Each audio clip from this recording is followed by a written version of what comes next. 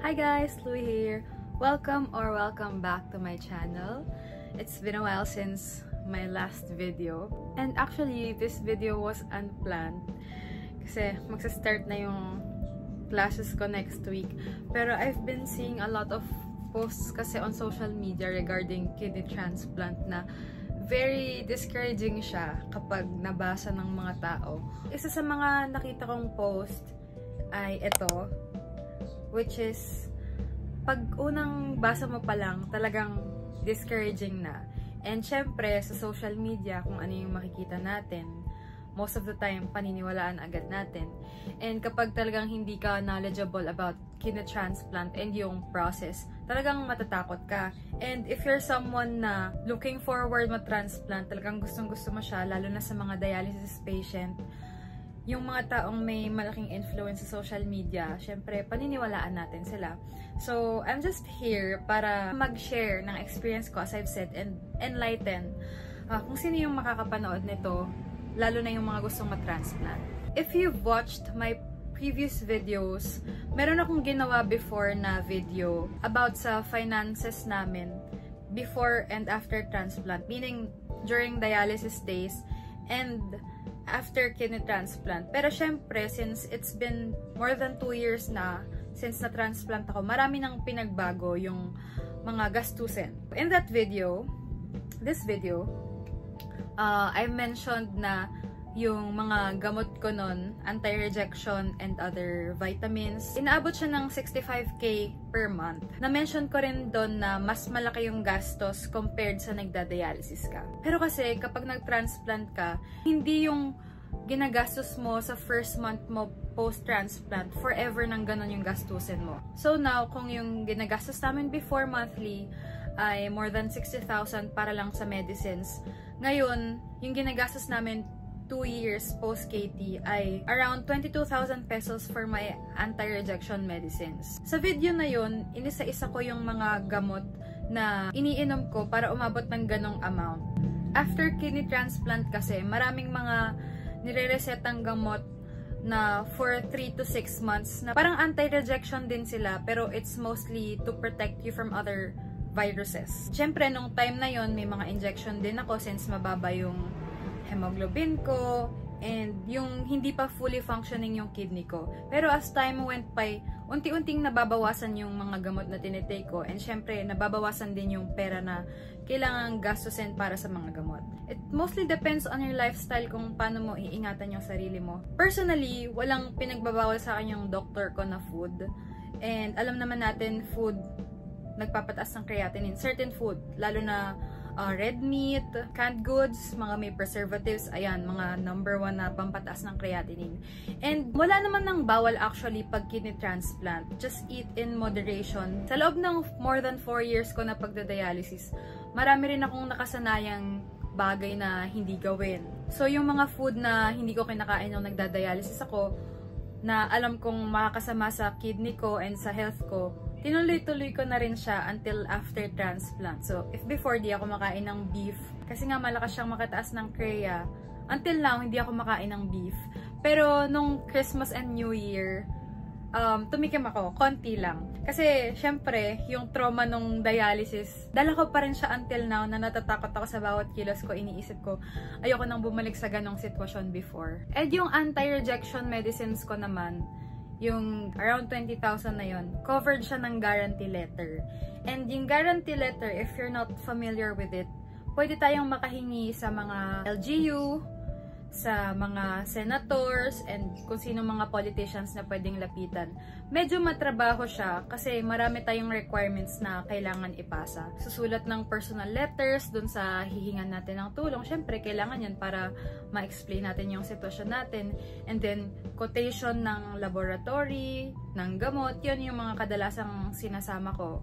Medical abstract. Kung isipin mo, matrabaho talaga siya and nakakapagod. Pero kung i-compare mo sa before, kasi before, even na hindi pa ako nata-transplant, humingi na rin kami ng guarantee letter kasi marami din namang supplements kailangan and gamot kapag nagda-dialysis ka. So, if i-compare mo, similar lang yung pagod at hirap na i-exert mo kapag humingi ka ng GL, whether nag-transplant or nag-dialysis ka. So, syempre, mas pipiliin na natin dun sa transplanted tayo. Naging part na rin ng routine ko yun yung sa guarantee letters, paglapit sa mga politicians. Syempre, kasama ko palagi si Mamsi. And sometimes, hindi mo naman physically kailangan lumapit sa mga offices kasi yung iba tumatanggap through emails and then isa-send sa'yo yung code ng guarantee letter and then ipaprocess mo sa hospital kung saan mo kailangan yung guarantee letter mo, kung saan kukuha ng gamot or gagamitin sa procedure or sa laboratory. Personally, kaya ko na-alarm sa mga nakikita kong negative posts about kidney transplant on social media because it's very misleading and parang tinatakot yung ibang patient kahit hindi naman yun parang yung gusto nilang iparating. Pero yun yung dumarating sa mga makakabasa. Naranasan ko na rin before na nagdadialysis pa ako and someone was trying to discourage me sa pagkikidney transplant. 15 years na siyang nagdadialysis noon and sinasabi niya na mahirap yung transplant, magastos, maraming kailangan gawin, ganyan. Pero sa una lang naman kasi talaga mahirap. Hindi ko ginagawang toxic positivity para lang maka-encourage ng tao. Pero sa una lang talaga mahirap. Syempre, hindi ka sanay. Maraming mga bagay na bago sa'yo or sa tutulong sa'yo, lumakad sa mga ganitong offices. Pero kung iisipin mo yung ikagiginhawa ng buhay mo compared sa nagdadialysis ka, mas maayos yung buhay talaga ng transplanted na.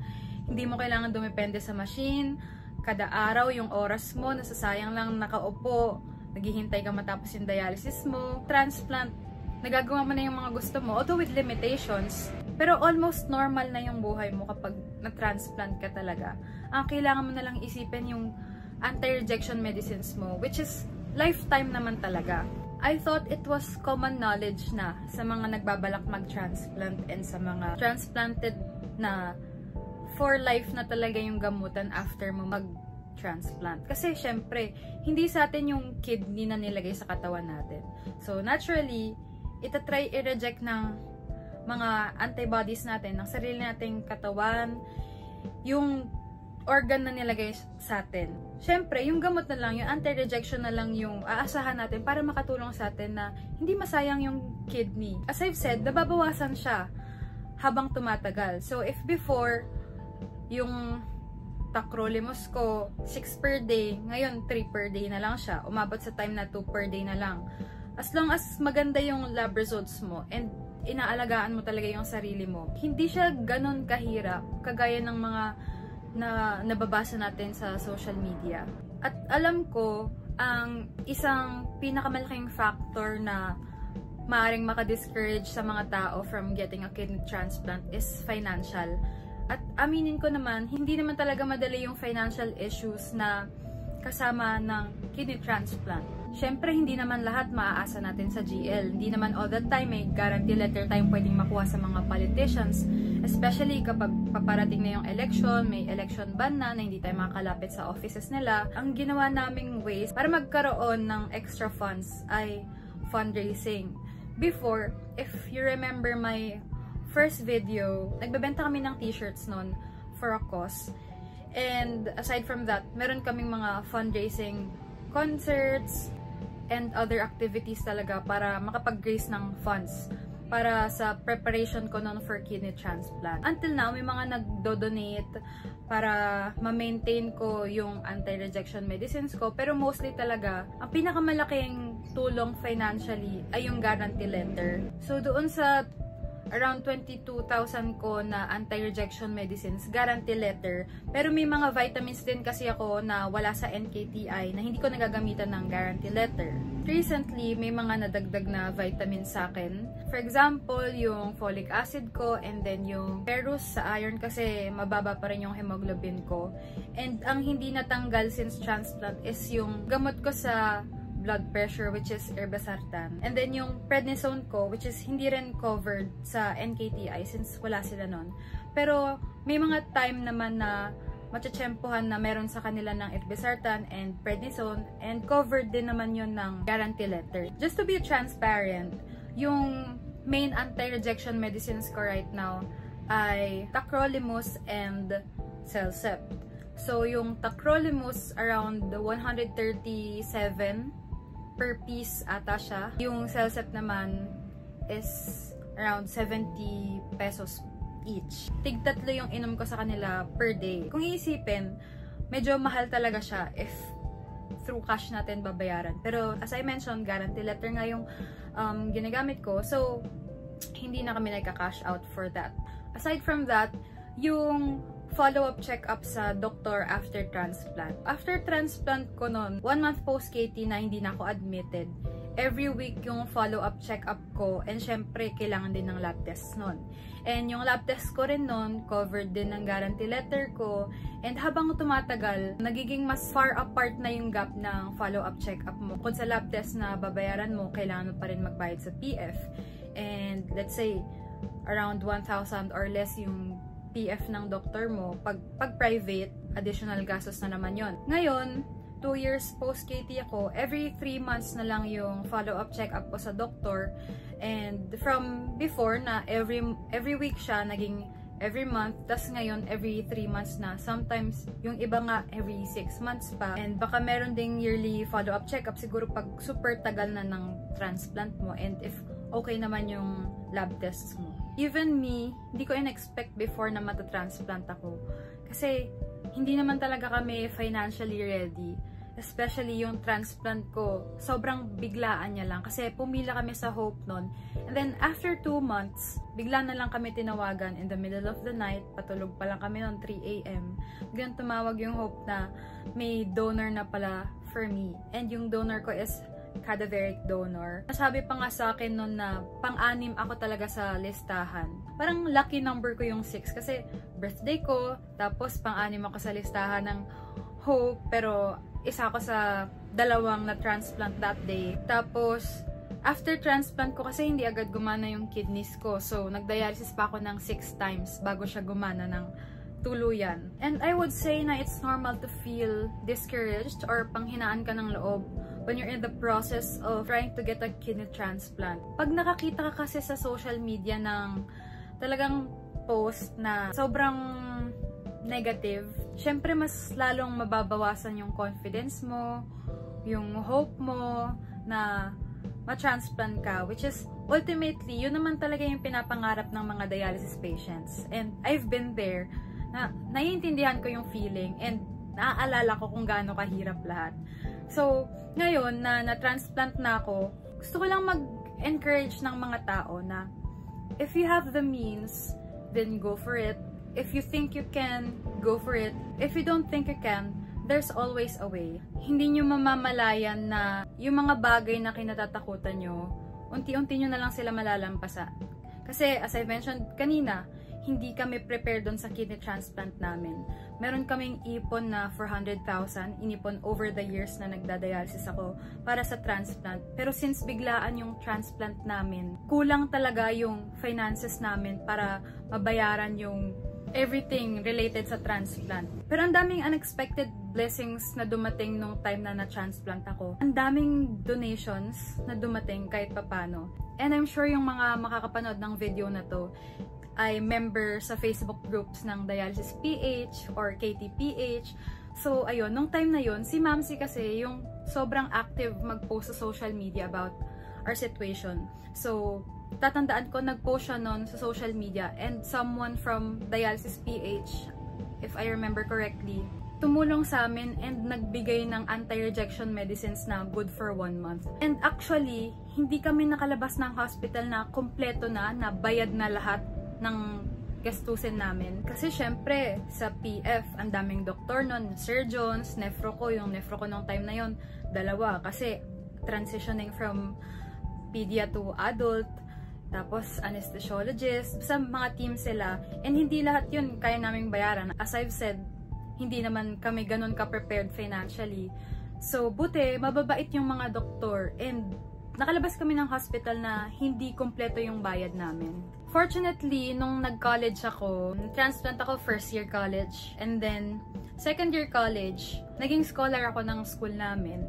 And may mga alumni na nag-sponsor sa removal nitong fistula ko. Yung balance namin sa doktor, binayaran na nila. Around 80,000 din yon. I'm trying to not make this video too long.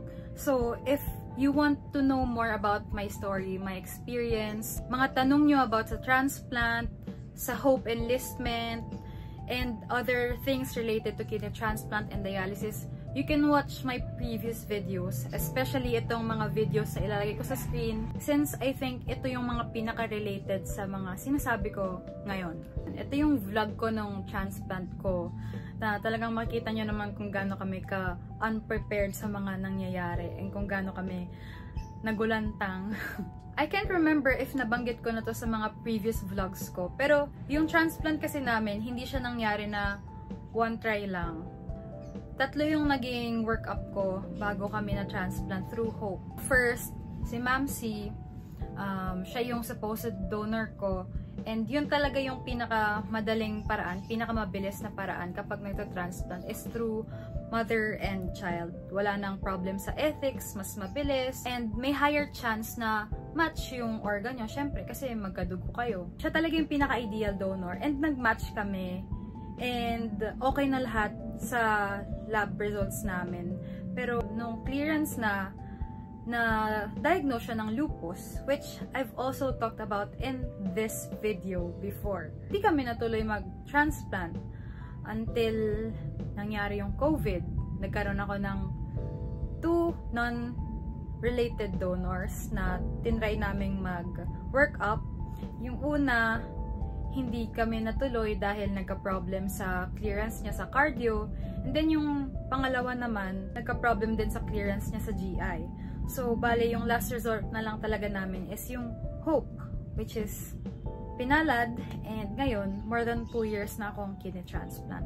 Kung aalalahanin ko yung buhay ko nung nagdadialysis ako, halos hindi ko na talaga maalala yung mga nangyayari nun. Kung hindi ko papanoorin yung mga videos ko before, titignan yung mga pictures. Kasi as a dialysis patient, ang hirap mabuhay talaga. Actually, parang hindi ka na nga nabubuhay nun eh. You're just there, you're existing. Super hirap kasi maging dialysis patient na kung walang machine, hindi ko talaga kaya nun na hindi na ako makaihi, hindi ako makahinga, hindi ako makainom ng tubig, like patong. Hindi mo marirealize yung privilege mo nang hindi ka nagdadialysis, nang nakakainom ka ng maraming tubig hanggat gusto mo. Hanggat nagdialysis ka na, tapos doon mo marirealize kung gaano kabigat yung mga bagay na tinatake mo for granted before. Kung matagal ka nang nagdadialysis, talagang matatakot ka sa mga pwedeng mangyari kapag nag-transplant ka, especially kapag nag-die down na yung excitement mo after mo ma-transplant, tapos marirealize mo, ang daming kailangan gawin, daming kailangan bilhin, daming kailangan i-maintain para mabuhay ka ng mabuhay. Kasi hindi naman doon sa transplant matatapos yung lahat eh. Pero in the end, mas maiisip mo na lang na mas gagaan yung buhay mo pag na-transplant ka na. Hindi mo na kailangang mabuhay sa hospital. Basta ang daming pagbabago na sobrang nakakaginhawa na hindi ko masukat isipin or ma-imagine nung nagdadialysis pa ako na possible pala sila mangyari. So, kung natatakot ka, it's normal and it's completely valid kung ano man yung nararamdaman mo. May orientation before transplant na ginagawa yung Hope. Noong time ko before pandemic, face-to-face siya. And may mga testimony from other patients na previously transplanted and yung mga donors na sobrang nakaka-inspire talaga. In some way, that's also what I'm trying to do here. Parang this is my testimony as someone na na-transplant. Sharing my experiences as what I've been previously doing for years. In the end, gusto ko lang naman mag-share ng information about sa transplant na pwedeng makatulong sa ibang tao and to tell you na sana hindi kayo ma-discourage sa kung ano mang mababasa nyo on social media about kidney transplant. Especially, alam ko maraming mga tao na pinapangarap ma-kidney transplant. And until now, sa mga natatanggap kong messages na about sa vlog, kamusta ako, nangihingi ng life update. I guess this is my life update na I'm well, I'm thriving, I'm living my best life after my transplant, and everything's good. Just like a lot of you, pinangarap ko lang din tong buhay na meron ako ngayon na hindi siya luxurious katulad ng ibang tao na sobrang yaman, pero yung second life, yun na yung maituturing nating yaman eh. Especially kapag kinonsider mo yung mga pinagdadaanan natin as dialysis patients. For me, ang dami kong hindi nababanggit sa vlogs ko. For example, yung nanay ko na wala sa sarili niya. Ang daming paghihirap sa buhay ng bawat isa na hindi naman natin lahat na-share on social media and lahat pwedeng i-share sa social media. And it's just saddening to see other people na nagpo-post ng mga bagay na hindi nila masyadong iniisip kung ano yung magiging effect on other people as well. So I hope through my videos, kahit papano, nakakatulong din ako sa ibang tao. Hindi naman lahat tayo same ng pinagdadaanan, same ng experiences, same ng capacities, and ng privilege sa buhay. The least I could do is to share what I went through with you. Parang eye-opener sa ibang tao. Ayun lang. Thank you for watching this video if you reached the end. Thank you sa mga taong patuloy na nagme-message sa akin, nangangamusta, nag-aabang ng videos ko kahit super inconsistent ko sa pag-upload. Pero don't worry, I have a lot of videos to upload and to edit. Actually, 3 nga sila eh. Sasabihin ko na dito para pag lumabas yung video na to, it's me speaking it into existence na maa-upload yung 3 video, which is number 1, yung marami ring nagre-request nito, what I eat in a day, a week, basta mga recipe videos. Second is etong vlog ko about sa removal ng fistula ko. Happy New Year everyone! Stay safe always. Thank you so much for your love and support, and sobrang sorry talaga sa mga napapaasa ko na sinasabi ko may upload ako pero hindi ko natutupad. Sorry po. Thank you for watching this video and I'll see you in my next one. Bye!